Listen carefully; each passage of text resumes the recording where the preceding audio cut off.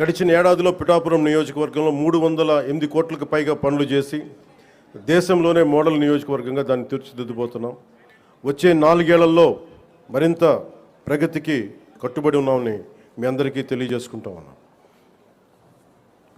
ఇంత అభివృద్ధిని మనం సాధించగలిగామంటే ప్రతిసారి కొన్ని చీకటి రోజులు వస్తాయి ప్రతి ఒక్కరికి. మన రాష్ట్రంలో 2019 నుంచి 2024 వరకు ఒక డార్క్ డేస్.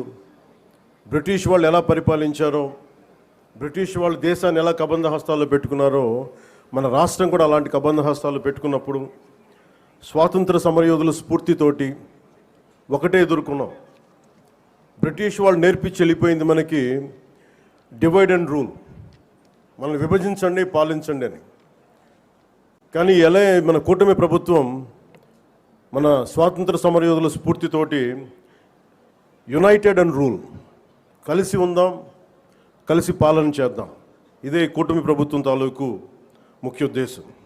ఈ స్ఫూర్తిని